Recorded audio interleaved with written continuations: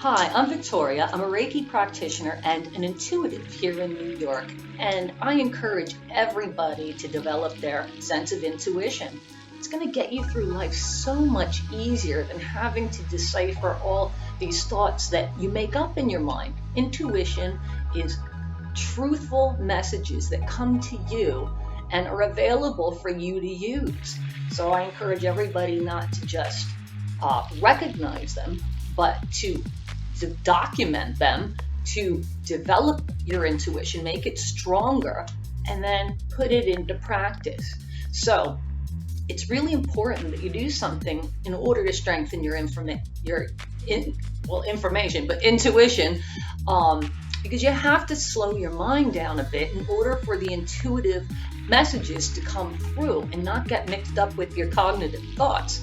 So meditation's a really good practice that I suggest. Exercise of any sort, because if you have a lot of pent-up energy, your mind is going to go a mile a minute. Or yoga. I love yoga because you incorporate breathing and movement, and it's a very meditative practice.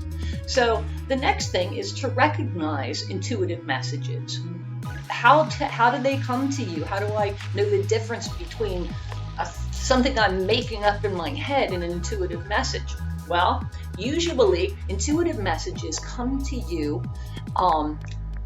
in a flash, not as a conscious stream of thought. So say you're washing the dishes and you're thinking, what am I going to make for dinner tonight, right? And all of a sudden you get this message, whether it's a visual message or you hear it or it's just a thought, and it's not part of that stream of thought about preparing dinner.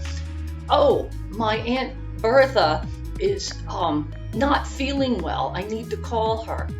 And you have no knowledge that she's not feeling well, but it's just a strong flash of information that you get that has nothing to do with what you're thinking about presently.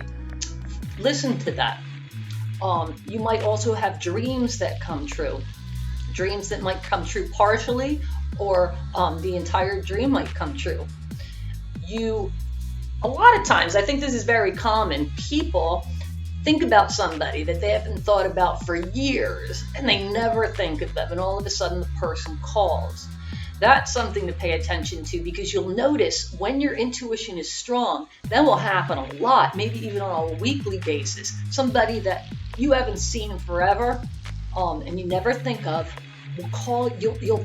Their name will pop up in your head, and then they'll call you. It's very important to pay attention to that. And also, there's another form of intuition where maybe you have never been in a particular place, but the minute you walk into the door, say at somebody's house, it's like you know exactly where everything is, even though you've never been there. And the strongest, most common form of intuition is a gut feeling. And that's something you should always pay attention to. Your gut and your mind are very interconnected.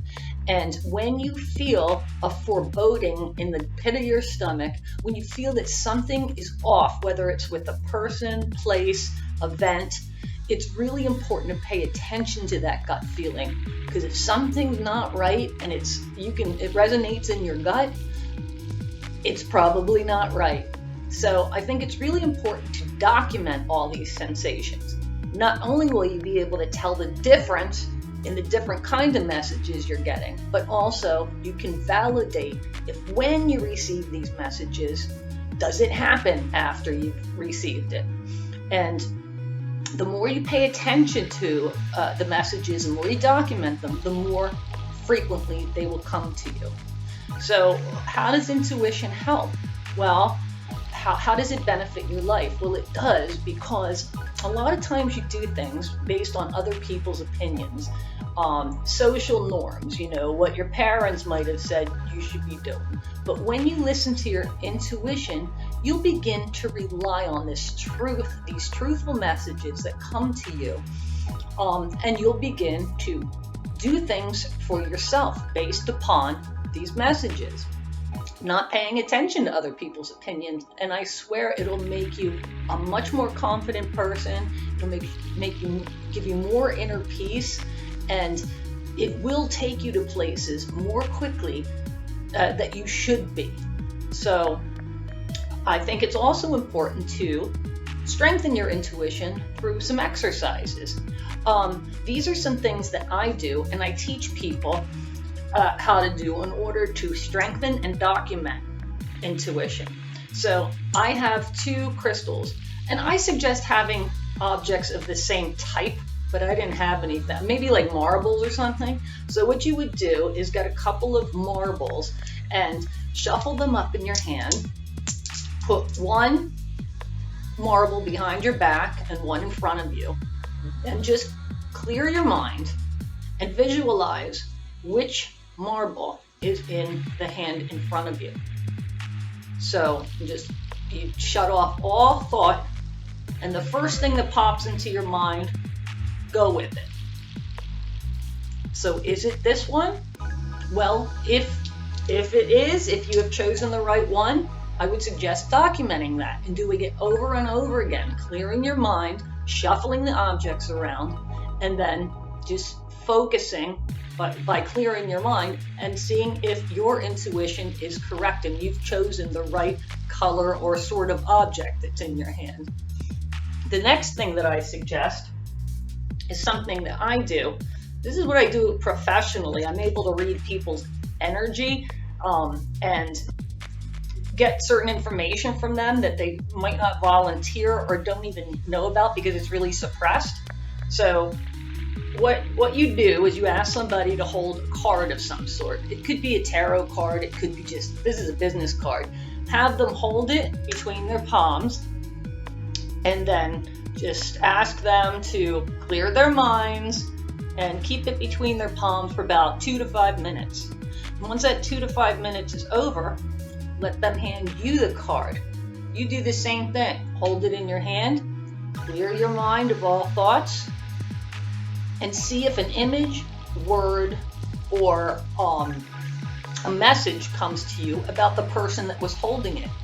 So you might get a message like, this person went to this particular school, or this person's grandmother's name is Bertha, or something like that. Whatever the message is, ask them if anything that you're saying is correct. And if it is, that's great. Start to document it and practice that more. This is a very powerful one because intuition is just a transfer of energy. You're picking up messages from energy. So, as I say, when you start applying your intuition, you're having gut feelings about things that tell you maybe you shouldn't be in a certain situation, listen to it, and it'll take you from point A to point B a lot easier and more quickly. And it'll teach you to be a more independent thinker and go based upon this very special gift that you have to be able to decipher truth from fiction.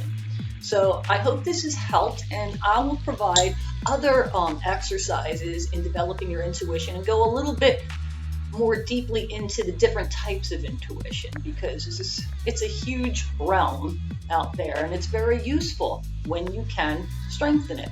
So, thanks.